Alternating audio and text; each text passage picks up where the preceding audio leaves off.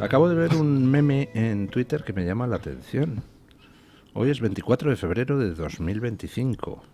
El Papa Francisco, que parece ser que está pues enormemente grave y todo el mundo más o menos espera que muera de un momento a otro, fue elegido el 13 de marzo de 2013, así que hoy su papado cumple 11 años, 11 meses y 11 días. Curioso. Y mi madre cumpliría años también. Es el ¿Ah, sí? cumpleaños de mi madre, que ya falleció. Para mí es un día también especial. Bueno, hoy van los líderes europeos, Sánchez incluido, a Kiev a manifestar a Zelensky el apoyo de Europa. No sé, aprovecharán para explicarle por qué le compran a Putin gas como si no hubiera un mañana para que Putin compre las armas con las que mata a los ucranianos que Zelensky envía al frente, o no le van a explicar eso. Tengo la duda. Se lo preguntará Zelensky: oye, ¿se puede saber por qué estáis financiando al enemigo mientras fingís que me apoyáis? Porque yo creo que al final llevamos 3 años con una guerra donde si desde el principio se hubiera apoyado seriamente a Ucrania, pues a lo mejor efectivamente Ucrania podía haber ganado la guerra, pero desde luego 3 años de guerra donde estás financiando a Putin, pues no veo de qué manera puede Ucrania ganar, sinceramente. Y yo no entiendo nada de lo que está pasando desde hace 3 años en este país. Claro. ¿Ustedes creen que va a explicar la Unión Europea a Zelensky qué piensan hacer con el gas ruso o no? No, yo lo primero que creo es que estoy ya cansadillo de que hay temas de los que no se puede hablar simplemente. No puedes expresar tu opinión en libertad porque hay una corriente dominante de información y de opinión que prácticamente excluye a cualquiera que pueda introducir ni siquiera un matiz en esa corriente de opinión. Con lo cual, yo estoy cansado. Pero yo aquí, en estos micrófonos, le dejo de decir lo que quiera. Usted sí, porque usted es un hombre generoso y temeroso del Señor. Pero lo que sí le digo es que esa situación en Europa, en el tema del conflicto Ucrania-Rusia, ha consistido en que los europeos no puedan tener acceso a una información de verdad suficiente, veraz, completa. No ha sido posible porque se impuso una forma de ver el asunto y todos los demás quedan excluidos o acusados directamente de colaboracionistas con el régimen de Putin, ¿no? Con lo cual, pues en esas circunstancias es muy difícil. El día que podamos tener toda la información de lo que ha ocurrido de verdad en Ucrania, el día que tengamos toda la información de lo que ocurrió en esas conversaciones de Estambul y sepamos por qué los americanos y el señor Johnson haciendo de recadero, consiguió que no se firmara aquel tratado de paz, aquel acuerdo, aquel armisticio en ese momento que hubiera evitado la muerte de más de 600.000 personas, el día que tengamos esa información yo creo que podremos tener una opinión suficientemente interesante, ¿no? y aceptable. Mientras tanto no... Pero tenemos bastante información. O sea, yo con la información que tengo hoy en día, pues lo digo, Europa ha estado actuando como cómplice objetivo de Putin. Quien se dedica a comprarle hidrocarburos a Putin para que Putin compre armas con las que matar ucranianos, pues evidentemente es cómplice objetivo de Putin. No puede fingir que quiere ayudar a Ucrania. Eso es lo que opino. No, pero póngale nombre y apellido. Póngale Repsol, ¿no? Por eso se llama Repsol. Quien está comprando el gas y el petróleo a Putin se llama Repsol, que es una compañía que es privada.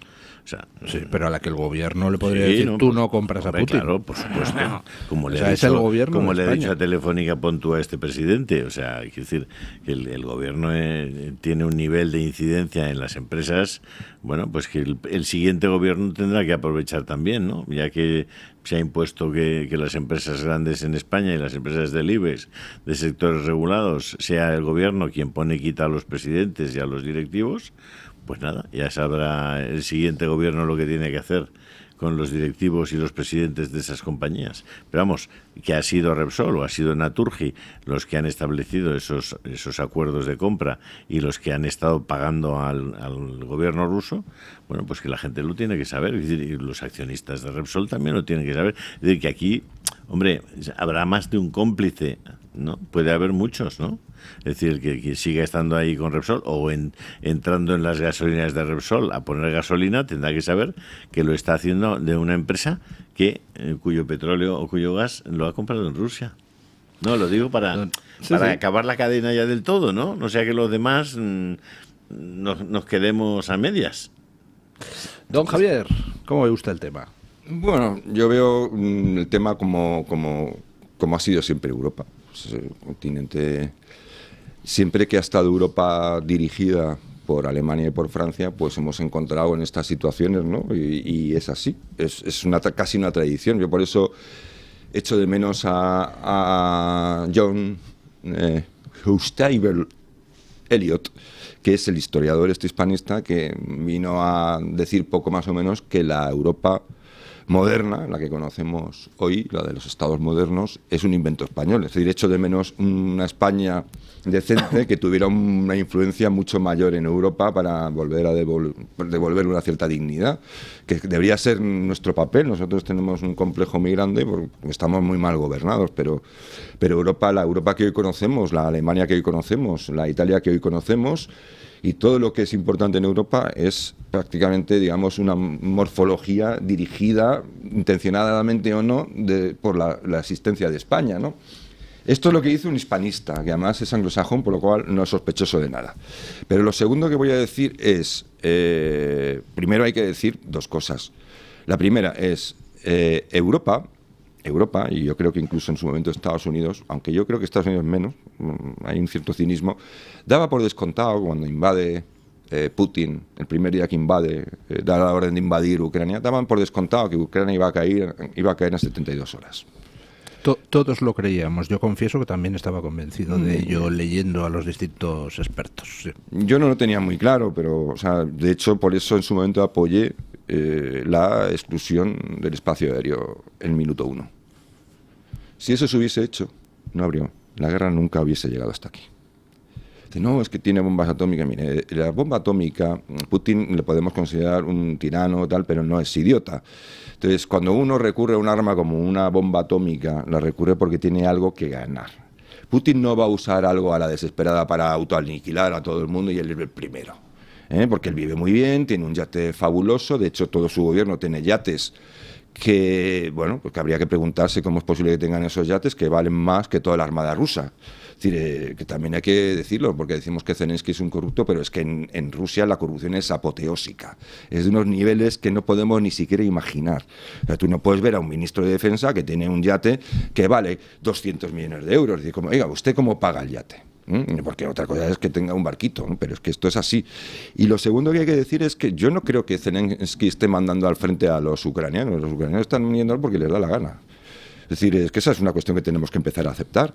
Es decir, cuando tú tienes un país, tú vas a la guerra. No, vamos a ver. En Ucrania hay unas leyes de conscripción, entonces eso de que va la gente al frente porque le da la gana, no, porque te reclutan. Sí, pero claro, don Luis, vamos a ver, a ti te pueden, lo hemos visto un montón de veces, te pueden reclutar obligatoriamente y vas a la guerra, pero el resultado depende de tu moral de combate. Si tú vas a la guerra obligado y no quieres combatir, pierdes la guerra en 2 días. En 2 días, eso ha ocurrido siempre.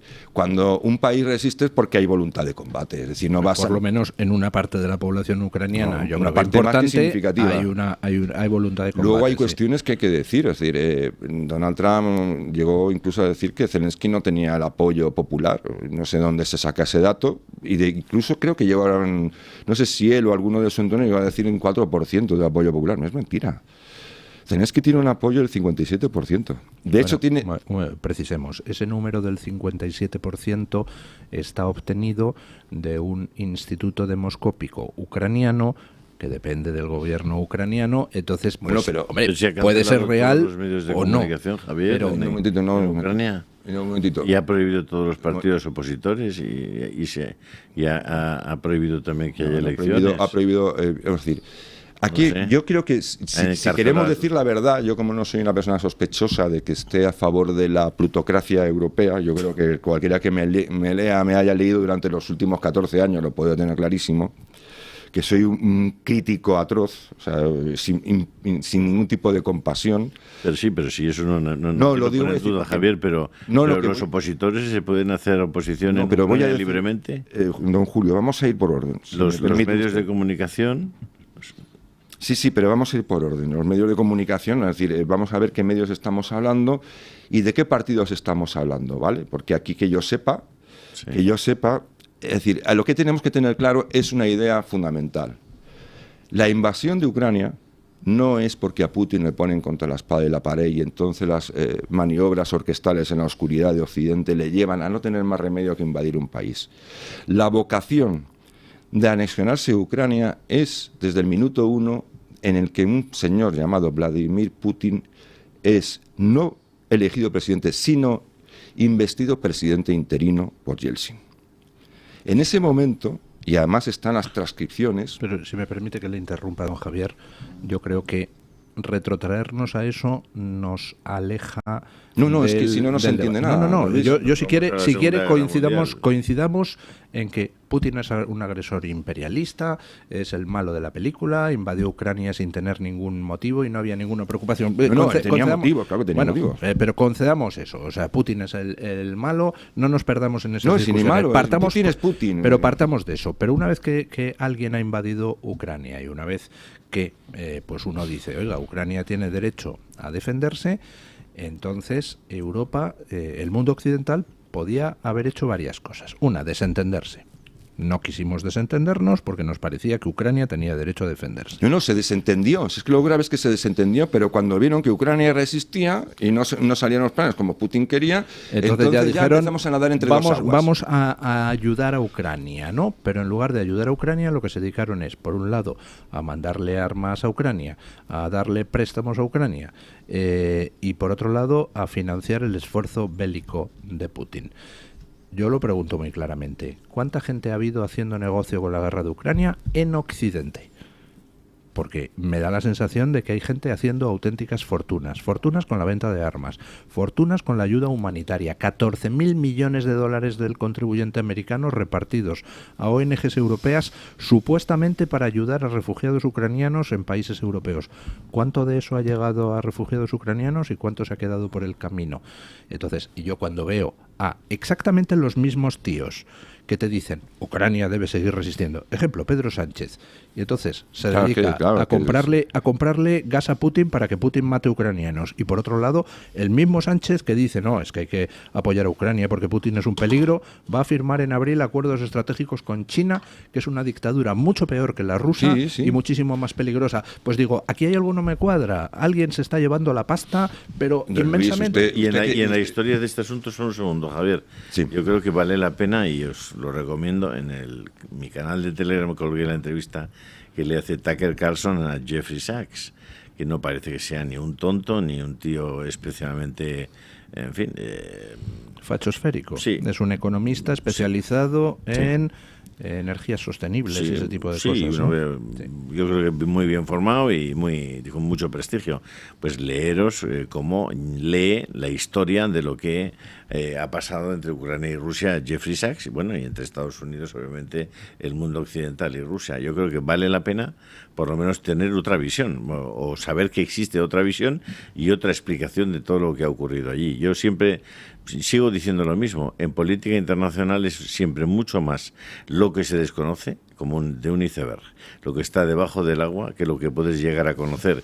Y eso puede modificar sustancialmente la realidad de las cosas. Esa es mi opinión. Mire, don Julio, mire, hay cosas que nunca sabremos. Por ejemplo, aunque ahora desclasifiquen todo lo relacionado con Kennedy, me barrunto que al final seguiremos sin saber lo que pasó realmente con Kennedy. El 8 de marzo lo desclasificaron. Sí, una clasificación especial por una cuestión de Estado, ¿no? Porque en Estados Unidos el estándar es 25 años, aquello que está clasificado, y luego en casos especialmente sensibles creo que es medio siglo, ¿no? 75 años incluso, 75 años le metieron a lo de Kennedy, ¿sí? Sí, pues eso es una cosa que ya es algo irregular, no es aunque también existen excepciones incluso para desclasificar algo antes de tiempo si es menester, ¿no? Por alguna cuestión muy grave. Porque poco sentido tiene clasificar algo 75 años, me parece.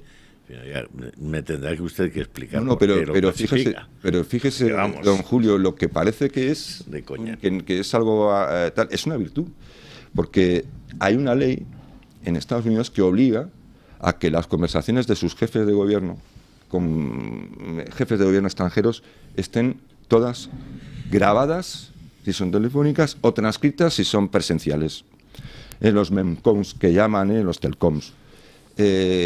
Por ejemplo, y usted puede saber perfectamente ahora, porque ya se ha desclasificado, qué es lo que empieza a ir mal en Rusia desde el momento en que Yeltsin, bueno, incluso antes, usted ya puede saber lo que hay, porque ahí nadie va a mentir. Es decir, son las transcripciones de las conversaciones entre Gorbachev y el presidente de turno, Clinton y el presidente Yeltsin, y Clinton y el presidente Putin luego. Entonces, eso es una ventaja que no tenemos nosotros, porque aquí no sabemos nada, no sabemos qué ha ocurrido con el Sáhara, nunca sabemos nada, pero allí sí. Llega un momento en que dice, bueno, ahora ya sabemos lo que pasó entre Clinton y Putin. Está transcrito, están sus horas y horas de conversaciones, están de la A a la Z, o sea, literales. Bueno, pero cuando ya da igual conocerlo. No, a lo que voy es que tú puedes saber un poco por qué ocurren cosas cuando empiezas a tener ya documentación. Años después, ¿no? No, pero sí. Ahora mismo no lo sabemos. Es decir, ahora realmente no pero no, Julio, sí, lo que quiero decir es que usted puede saber, las cosas no ocurren por casualidad, las cosas ocurren porque tienen una trayectoria en la que van ocurriendo una serie de cosas. Por ejemplo, si tú lees todas esas transcripciones que yo tengo y que son muy interesantes, que son cientos y cientos de páginas, te das cuenta, por ejemplo, de que el plan de Putin era anexionarse Ucrania sin pegar un solo tiro. Es decir, ese era el plan. El plan original era anexionarse Ucrania sin pegar un solo tiro. Ocurren cosas, y como estamos viendo, que al final pues van llevando la situación a la situación. El plan A era no pegar un tiro y el plan B al final es la invasión. Uno puede entender, es decir, no puedes decir, no, es que ha habido, me acuerdo cuando a Angela Merkel la llamaban aprendiz de bruja, porque es que según algunos medios era Angela Merkel la que había planeado la invasión de Ucrania, una cosa como completamente delirante, ¿no? Alemania, para empezar, no tenía ni ejército, prácticamente, ¿no? Entonces, lo que tenemos que entender es que el punto que quiere don Luis es saber la hipocresía que tenemos, ¿no? Ese doble juego moral, ¿no? De hacer negocios por un lado y pegarnos golpes en el pecho para defender la democracia en Ucrania. Yo estoy completamente de acuerdo con él. Es una auténtica ruindad, por decirlo, o sea, es mezquindad, ¿no? Entonces, ni hemos estado con Ucrania cuando debíamos estar, que era en el minuto 1, que todo el mundo se dio la vuelta y dijo, ya está amortizada Ucrania, ya le han dado boleto. Y luego, cuando los ucranianos, pues como por salvar la cara y no demostrar lo vergonzosos y lo cobardes que somos, nuestros dirigentes van ahí como los primeros en la línea de fuego, ¿no? Y que es una falsedad. Se ha dado, en el fondo, a pesar de lo que diga Donald Trump, se ha dado muy poco dinero para la ayuda bélica de Ucrania. En el cómputo de una guerra de estas dimensiones y del tiempo que lleva, son cantidades ridículas para lo que es una guerra total en un territorio tan grande como Ucrania. Una guerra de esas no puede costar menos de 2 o 3 billones de euros el sostenimiento de una guerra de esa envergadura, que es lo que le está costando más o menos a Rusia, 1 billón y pico por ahora. Entonces, a Ucrania le hemos dado, los que más le han dado han sido, a pesar de lo que dijo Trump, los europeos. Bueno, defina dar, porque los europeos hemos dado ayuda financiera que es préstamo, y se lo hemos dado además apalancado con el dinero incautado al Banco Central ruso que está depositado en términos Bruselas. objetivos, la ayuda financiera, habló de ayuda financiera de tanto Estados Unidos como de Europa, es mayor la europea. ¿Vale? En los términos que se considera. Eso es préstamo, no es ayuda. Bueno, un préstamo que tiene unas condiciones muy excepcionales se considera una cierta ayuda. Aquí cuando te dan un préstamo del ICO lo tienes que devolver, pero lo llaman ayuda. Vamos a dejarlo ahí. Ha proporcionado mayor soporte financiero, si quiere lo decimos así, Europa que Estados Unidos. Porque hay una cuestión que tienen que saber también los oyentes. Cuando se dice que el dinero ha desaparecido, no es exactamente así. Lo que ha ocurrido es algo muy distinto, que tiene que ver precisamente con esa hipocresía y esa ruindad. Hay muchas partidas en Estados Unidos aprobadas en su día por Biden, por la administración Biden y por el propio Congreso en medidas, partidas excepcionales que le llaman, ¿no?, de ayudas excepcionales, que han sido aprobadas, han sido firmadas, están ahí en la casilla de salida, pero nunca se han hecho efectivas. Cuando ha llegado el momento de que la burocracia americana dijera, ¡hala, venga, aquí tenéis dinero!, la burocracia americana ha dicho no. Ahí está parado.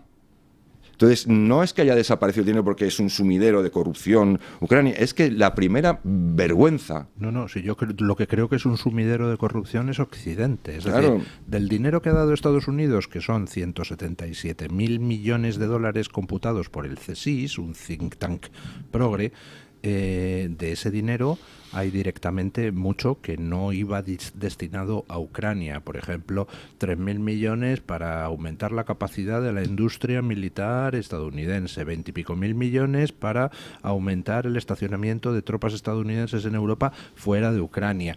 Es decir, y luego lo que hay es ayuda militar, efectivamente, ayuda financiera, tal, ayuda humanitaria, donde ahí hay al menos 14.000 millones de dólares repartidos a ONGs europeas para atención a refugiados ucranianos en Europa.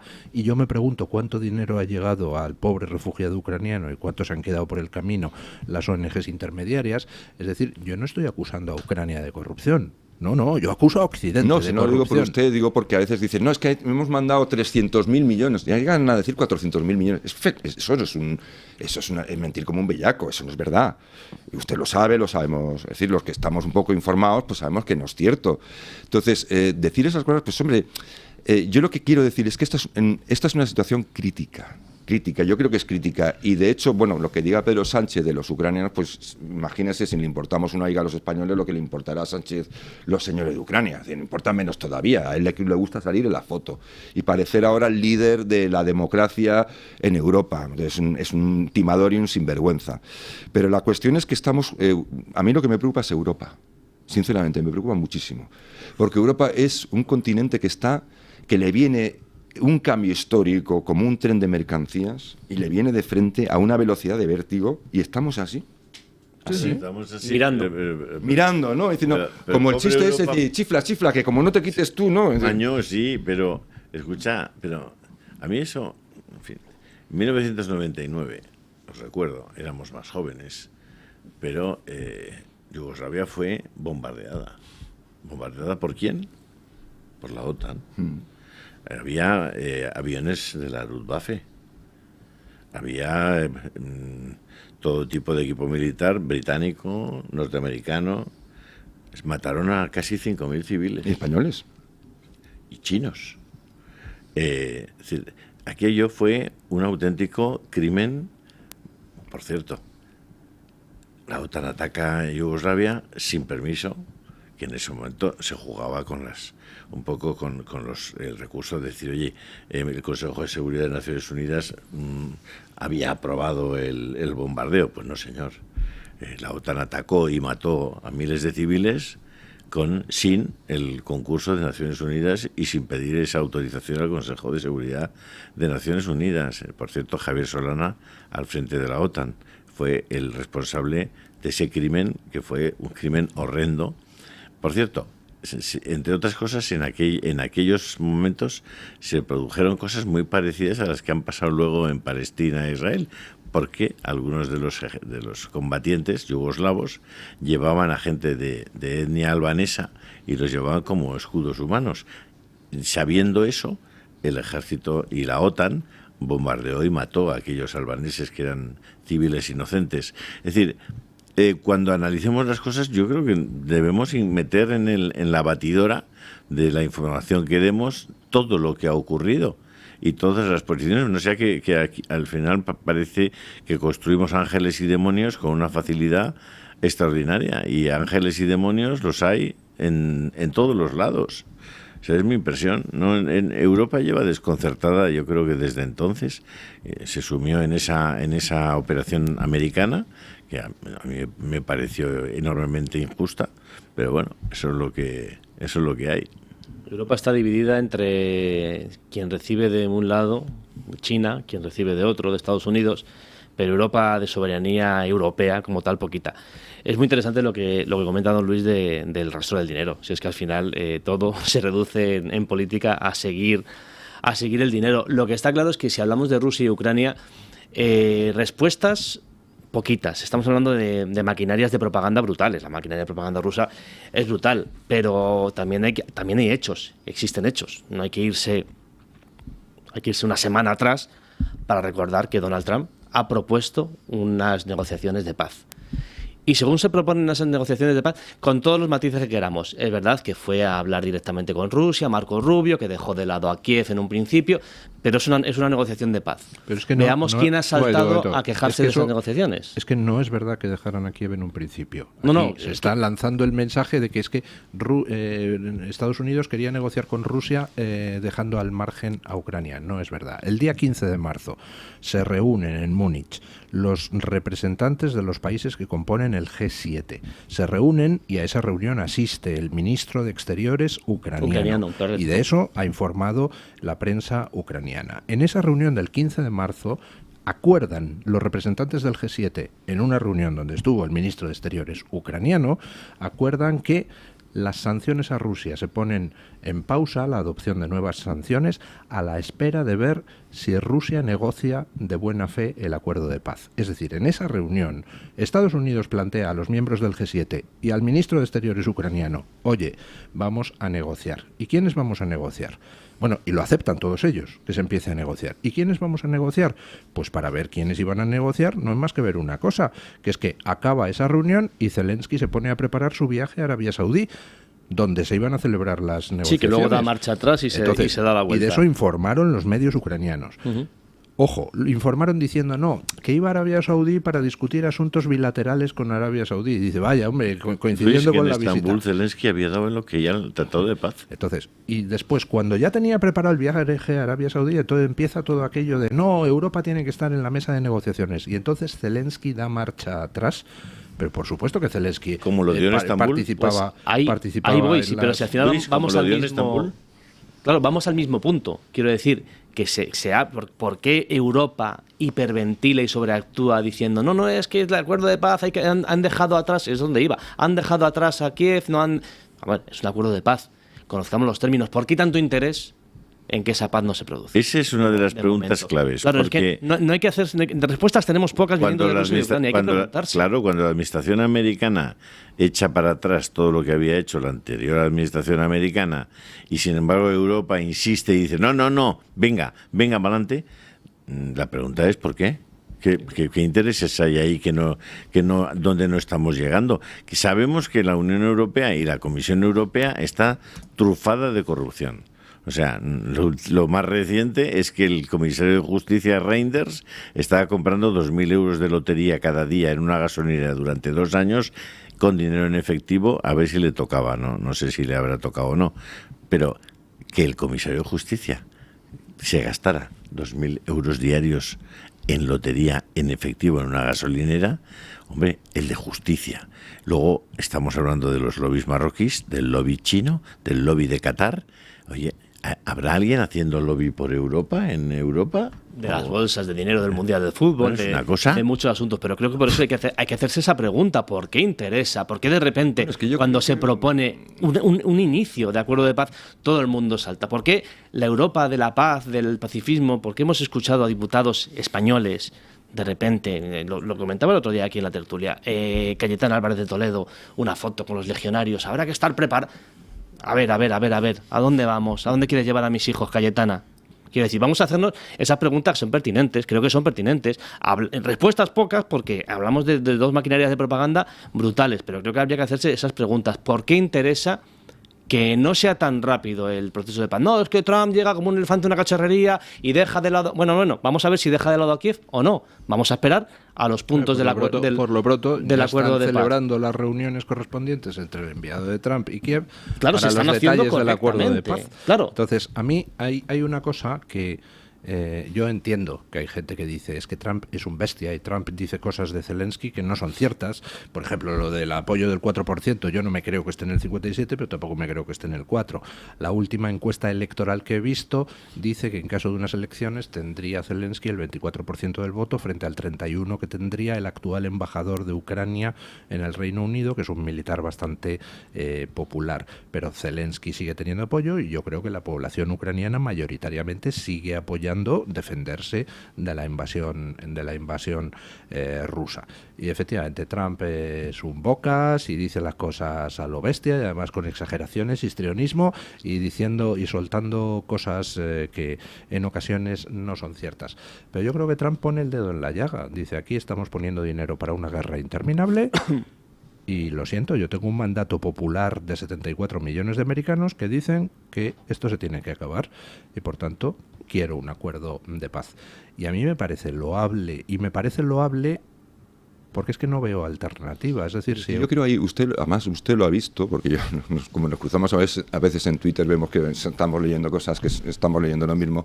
Neil Ferguson hace una serie de observaciones. No es tanto el hecho de que tú te sientes a negociar lo que fuere, sino el planteamiento estratégico inicial en el que estás partiendo. Es decir, yo creo que eso es lo que ha levantado bastantes suspicacias. Y no es solo en la Europa de los Macron, en las von der Leyen. Ojo, en los países bálticos, que son gente que yo creo que no es muy sospechosa de ser plutocrática de la Europa, de la Unión Europea tradicional. Bueno, en los países bálticos hay plutócratas y progres, sí, como en todas partes, pero a nivel de población, y además hay encuestas que lo reflejan, están muy preocupados. Es decir, el pueblo, no estoy hablando de los políticos, de los politiques, sino de la gente, el común, que vive allí, tiene otra visión muy distinta que la nuestra, por ejemplo, ¿no? Tiene una visión de un inmediato peligro, de una sensación de verdadero peligro. ¿Por qué? ¿Por qué? Porque sí. Porque tiene el convencimiento de decir que si la negociación con Putin transige, y no es una negociación que de verdad le plantea a Putin el hecho de que que es una negociación a cara de perro, que va a tener costes altos para Rusia la paz, porque debe tener unos costes para Rusia esa paz. No puede ser que Rusia se quede con lo que ha invadido y tal y cual y lo dejamos aquí en tablas. Esto no puede ser, porque eso sí que es un riesgo moral. Va a ser un riesgo moral y esto es lo que los países bálticos, especialmente Polonia, pero no solo por Donald Tusk, que me parece un sinvergüenza, sino por el PiS, que es el partido que estaba antes, y los propios generales polacos consideran un peligro alarmante lo de que Putin tenga unas negociaciones, digamos, demasiado favorables, porque es un incentivo y dentro de 4 o 5 años podría intentar otra cosa. Yo desconozco cuáles van a ser los términos que al final se acuerden, pero lo que se ha filtrado básicamente es que lo que Putin conseguiría sería volver al estado previo a la invasión. Es decir, las zonas ocupadas de facto por Rusia quedarían en poder de Rusia y Ucrania no entraría... Es decir, que se quedarían con el Donbass y Crimea. La situación exactamente previa a la invasión. Entonces, si a mí alguien me viene a decir, no, eso sería humillante y sería ceder ante Putin, entonces habría que preguntar, un momento, ¿me está usted entonces diciendo que en 2014, en la primera invasión, que fue cuando se llegó a esto, es decir, ni Ucrania estaba en la OTAN y Rusia tenía de facto controlado eso era inaceptable, pero sin embargo lo aceptamos, pero ahora porque Trump se lo propone a Rusia, volver a esa misma situación que Obama dejó... A mí lo que me preocupa, don Luis, ¿sabe usted lo que me preocupa? ¿El qué? Es decir, esto es como me recuerda cuando Nixon consiguió empezar a ponerle punto y final a la guerra de Vietnam, ¿no? Negoció a cara de perro y lo consiguió. Y estoy convencido de que la paz que consiguió Nixon, si él hubiese seguido en el gobierno, no con el gate famoso, ¿no? Watergate, pues seguramente los que habían firmado, de los malos, por decirlo así, los del norte, ¿no? Del Vietnam del norte, los que habían firmado ese armisticio, no hubiesen tenido la tentación de seguir adelante con la guerra, porque sabía que Nixon, que había negociado con mucha inteligencia, iba a recurrir a la fuerza en cuanto estos tíos vulneraran el acuerdo. No le iba a temblar el pulso. Pero cuando Nixon desapareció, ¿qué ocurrió? Directamente entraron y se acabó Vietnam. Es decir, ya no había nadie que les impusiera respeto y tal. Quiero decir con esto, Y es verdad que alguien lo ha dicho, yo creo que, y yo soy uno de ellos, que Trump tiene 4 años, pero luego no va a estar. Entonces, es muy importante que en estos momentos lo que se consiga con Rusia sea de verdad algo muy firme y con una clara vocación de continuidad, porque Putin es un jugador de largo plazo. ¿Está usted diciendo que lo que quiere Ucrania son unas garantías sólidas y duraderas que no desaparezcan cuando Trump desaparezca de la Casa Blanca? Pues me parece bastante lógico. Porque sí, el precedente de los acuerdos de Potsdam, decía don Julio, los de Estambul, pero los de Estambul son acuerdos firmados con una pistola en la cabeza, literalmente. En cambio, los de Potsdam, que son los importantes, los que establecen unas garantías de no solo de Estados Unidos, sino de Europa en general, y a Rusia y a Ucrania, los dos, se les dice... Pero esos han caído, esos están papel mojado. Es decir, y si eso es papel mojado... ¿Y Minsk qué es? ¿Papel mojado? ¿Y los acuerdos después de la Segunda Guerra Mundial? ¿Y después de la constitución de la propia OTAN, en la que se le garantiza a Rusia que nunca la OTAN se extenderá más allá de ciertas ¿Cuáles acuerdos, No lo sé, pero míreselo porque hay unas conversaciones muy... No, yo tengo el acuerdo ese de la reunión, el memorándum de esas negociaciones, donde aparece la firma de Putin y no figura absolutamente nada de eso. Es cierto que hubo insinuaciones al principio preliminares por parte de la República Federal Alemana y del entonces secretario de Estado de Exteriores norteamericano, que en una aproximación para que no pusieran impedimento a la reunificación de Alemania se sugirió que igual era posible, pero cuando llegaron ambos representantes a la Casa Blanca y dijeron eso, la respuesta del entonces presidente fue decir que, bueno, no voy a reproducir las palabras exactas porque son tacos, diciendo no, de ninguna de las maneras, ahora que están en nuestra boca, en la boca del lobo, no vamos a aflojar.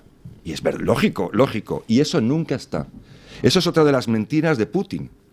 Porque no existe. No creo que sean solo de Putin, sinceramente. Yo les insisto en que escuchen a Jeffrey Sachs, creo que es un buen conocedor de esa historia y lo cuenta con muchos pormenores. Y no solamente Sachs, yo creo que hay que hablar con algunos historiadores muy significativos y si usted se asoma simplemente a los tiempos modernos de Paul Johnson, me lo he releído varias veces. Pues ahí tiene bastante información sobre este asunto. Es decir, es evidente que Rusia siempre quiso tener amenazas a 500 kilómetros de Moscú, es decir, no tener bases ni misiles a 500 o 700 kilómetros de la capital. Hombre, es como si se los pones a Estados Unidos a 700 kilómetros de su casa. No en sé, Cuba, por ejemplo. No, en Guantánamo. Por ejemplo. Sí, a ver. Pero no sé. yo es que creo que estamos perdiendo de vista estamos perdiendo de vista que tenemos que ir a una pausa publicitaria. ¿Qué narices? Pausa y volvemos. Pues no lo perdamos. A ver, seguimos aquí discutiendo de elecciones alemanas y tal, pero tenemos que hablar de otras cosas. Vamos a hablar de señoritas de compañía, de servicios pagados, o sea, de Jessica y de Puigdemont. Venga, ¿por cuál empezamos? Bueno, pues yo creo que por la que está mejor, que es Puigdemont. Puigdemont, que le ha dado 48 horas a Sánchez para que Iván, Sánchez... ¿y cuántas veces ya le ha hecho un ultimátum este personaje, este señor del mocho en la cabeza? Es decir, ¿cuántas veces le ha hecho un ultimátum? Es decir, don Luis puede decir lo que quiera Puigdemont. Es decir, no va a echar abajo el gobierno de Sánchez, porque no tiene otra opción. Es que el propio Sánchez está cómodo, yo creo, con esos ultimátums. Son un poco Pimpinela, ¿no? Están ahí como jugando al pimpinelismo tal. Diciendo, pero... venga, a ver si tiene valor. Venga, Puigdemont, abajo el gobierno. Lo que le preocupa de verdad es volver a Barcelona, que esa orden de detención, si no hay acusación popular, directamente en Llarena lo ponga en libertad porque el fiscal pide su libertad sin ningún tipo de medida cautelar. Y le preocupa a Silvia Orriols, que les está comiendo vamos, clarísimamente la tostada, y el señor Illa por la otra parte, que encima se está quedando con el control de todo el poder económico de este país. No olvidéis que se ha quedado con el control de la Caixa, se ha quedado con el control de Telefónica, tiene en la práctica el control de Repsol, de Naturgy. Es decir, ahí hay un sector negocios. Bueno, y ya de eso debe saber algo, porque claro, ahí ya todavía no le ha preguntado a ningún juez qué pasó con las mascarillas. Aprendió bien en la pandemia a moverse ahí en el sector negocios, sí, ¿no? Y con esa aparente mansedumbre, suavidad en las formas, etcétera, lo que tiene es unos contratos de miles de millones que no con China muy cerquita. Con China muy cerquita. Sí, sí, China tiene hay una cosa que la gente no sabe, por ejemplo, esa Air Europa, ese rescate tan sospechoso, acelerado y particionado para que no hubiera ningún tipo de control. Oye, pues ahí la principal línea de bandera china está negociando para entrar a hacerse con Air Europa. Sí. Es decir, Telefónica está ahí y es el primer operador, o sea, de telecomunicaciones español y uno de los primeros de Europa. Está en manos de un gobierno que está con Huawei a partir un piñón. Sí, sí. Es decir, que y lo de Repsol, pues bueno, petróleo ruso, petróleo chino, no chino no, pero vamos.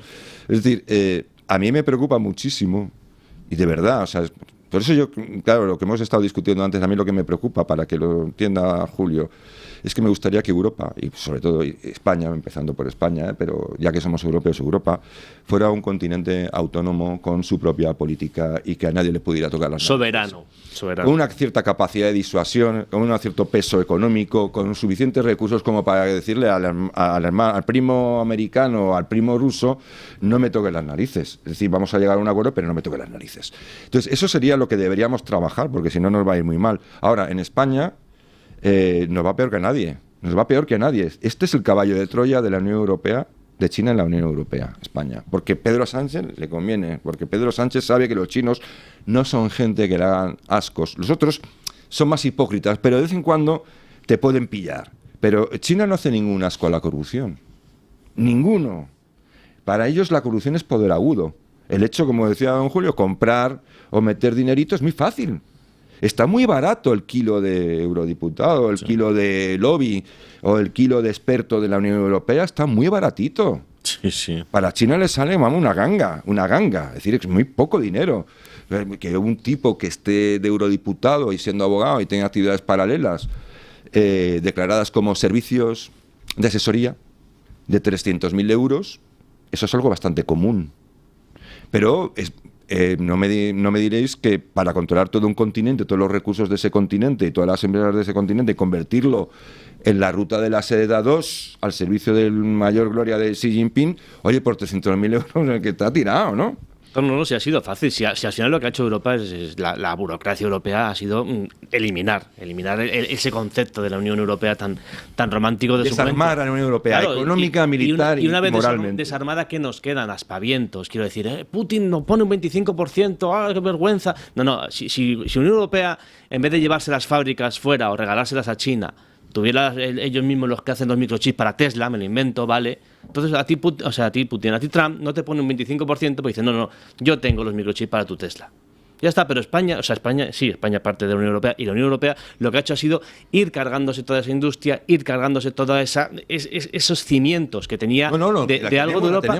La tenemos, pero la tenemos y va a ser China. Claro, se lo ha dado a China en este caso, con lo cual la Unión Europea, ¿a qué le queda? Pues ser un actor intermedio, vivir a base de aspavientos y seguir intentar esta burocracia horrible que se ha formado en Bruselas y seguir intentar trincando vivir del cuento de lo que pueda. Y volviendo al asunto de Puigdemont y Pedro Sánchez, ellos son dos expertos en eso.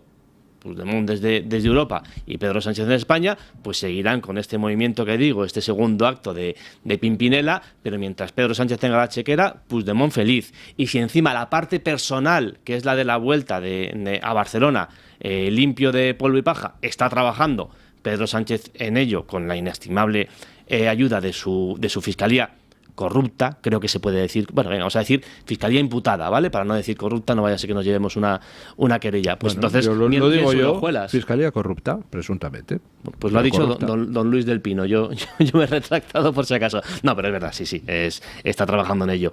Con lo cual, pues eso es lo que nos queda, ¿no? Esos movimientos de trileros, de las 48 horas, el ultimátum, venga, te voy a ceder, pero no las competencias enteras de inmigración, solamente una parte, ganamos un par de semanas más, sigue trabajando la Fiscalía para que vuelvas a Barcelona y al final todos contentos, no, ellos dos contentos que son los que mandan. Y ya si queréis podemos hablar del tema Jessica, que también es otra. La verdad es que Jessica es uno de los importante personajes que más interés tengo en escuchar, porque me parece, pues hombre, la única, digamos, transparente en todo esto. Ella proporcionaba unos servicios, llega un señor que le contrata los servicios.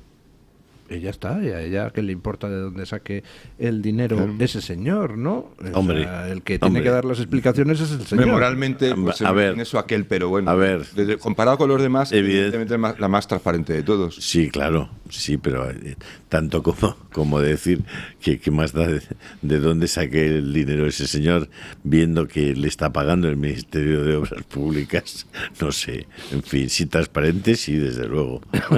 Pero vamos, no ha hablado de moralidad, ha hablado de transparencia. Y una cara dura creo que absoluta. Por lo menos dice, no oye, escuchamos. que me estás pagando con dinero que no es tuyo, machote. Sí, pero por lo menos no No escuchamos sé. a Jessica, como ayer, por ejemplo, ayer o antes de ayer, creo que era Guillermo Fernández Vara, con los impuestos y ya sabes, el discurso de siempre de los impuestos. Yo como paciente de la sanidad pública... Sí. No, ella ha sido transparente, ella ha querido tener unos beneficios y los ha vendido. Yo me estoy quedando... y el ministro del PSOE, que nos olvidamos de que Ábalos es no ministro del PSOE, ministro del PSOE, número 2 del PSOE, forjador de la leyenda de Pedro Sánchez en coche junto a Koldo, pues la ha pagado, ya Si está los por dinero de votantes todos. de la izquierda a estas alturas no están realmente abochornados de haber votado a unos señores que los de Podemos que lo que habían constituido era una comuna en la que varios machos dominantes utilizaban a hembras de buen ver para ver a cuál le hacían más favores y a cuál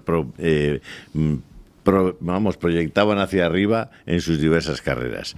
El PSOE, resulta que el Torres y compañía lo que cogían eran pisos para señoritas. Es que es el otro tenía un catálogo para señoritas. Bernie y todos los que estaban en esto para señoritas y cocaína. Entonces, y la gente de izquierdas sigue votando porque están por el reparto de los bienes. Es la obscenidad, No, pero la obscenidad chico, absoluta. Yo creo que el tema Jessica, Por favor. el tema del piquito de Rubiales, el tema de, en fin, es una demostración, es decir, es como jocoso, además como la política, la información política o la tertulia política se ha convertido en un sucedáneo de la salsa rosa que había antes, es decir, es un entretenimiento.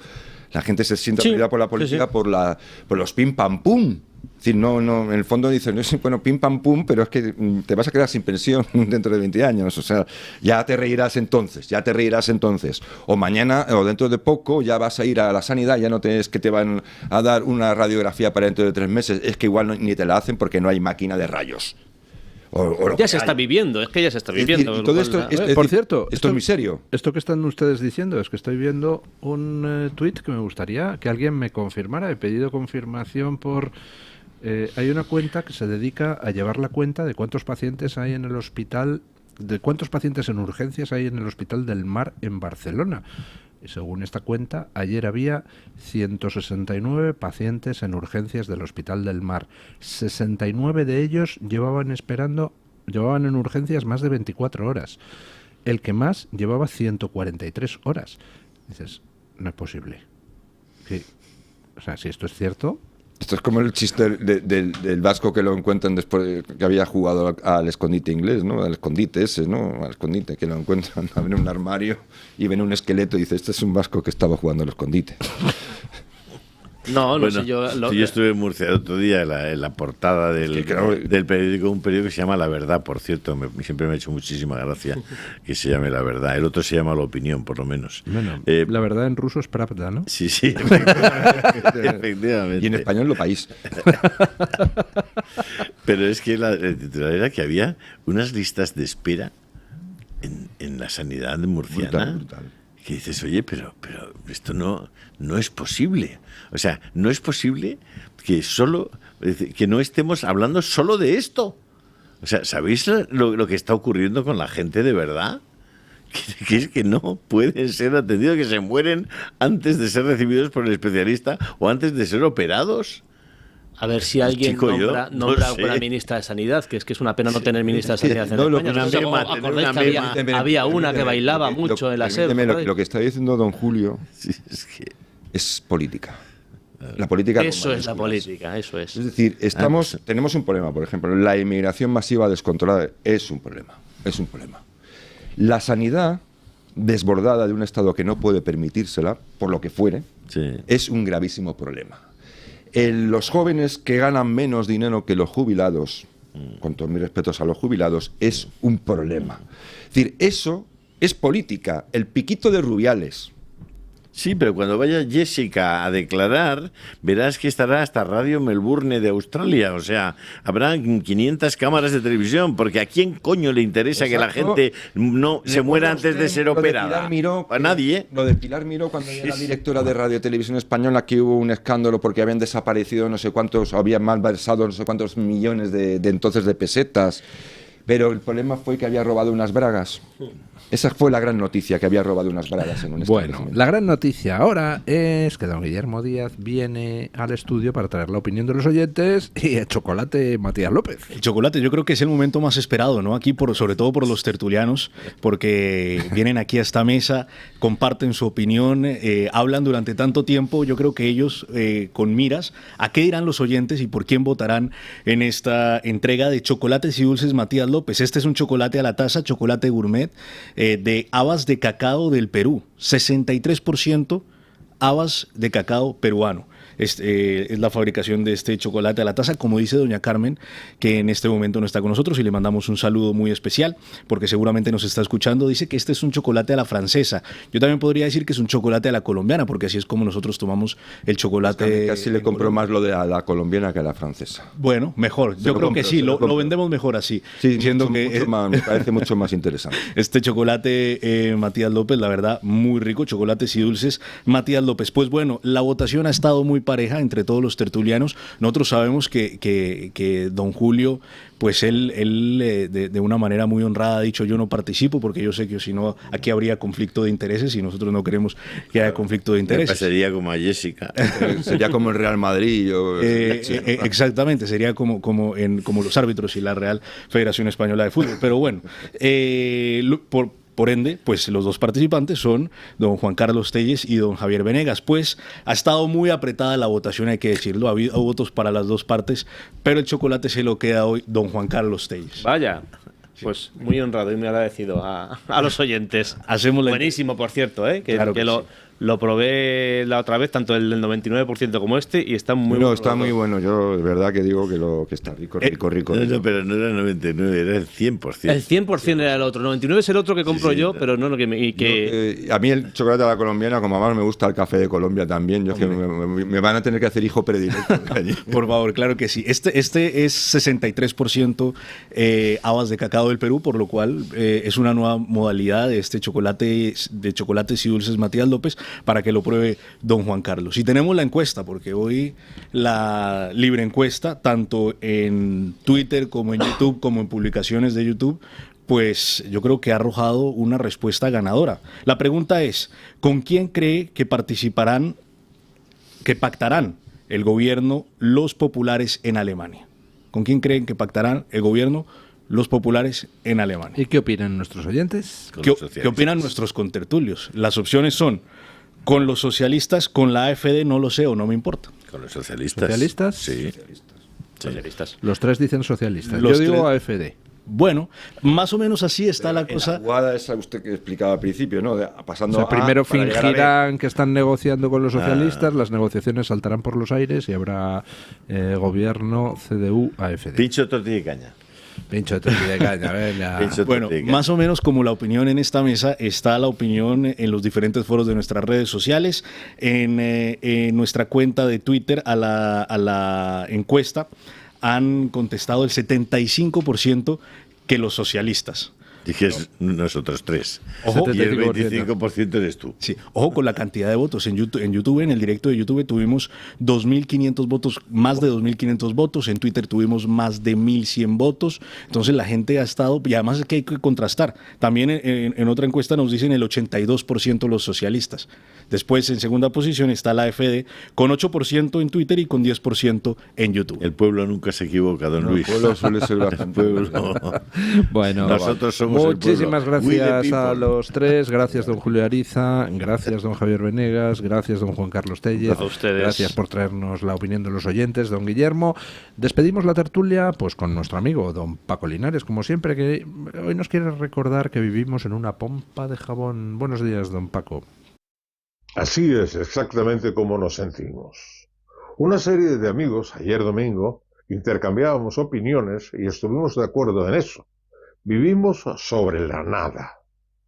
Muy buenos días, don Luis del Pino. Gracias. La economía, la paz, la libertad son tan frágiles que no percibes lo difícil que es cierta armonía y seguridad. El doctor Sánchez ha olvidado deliberadamente actualizar la inflación.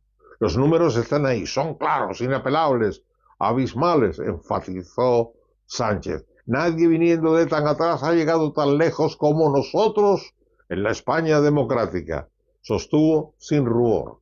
Pero todos sabemos que el doctor Sánchez se equivoca a cosa hecha para vendernos pompas de jabón. 3 ejemplos. En 1975 el kilo de azúcar costaba 32 pesetas.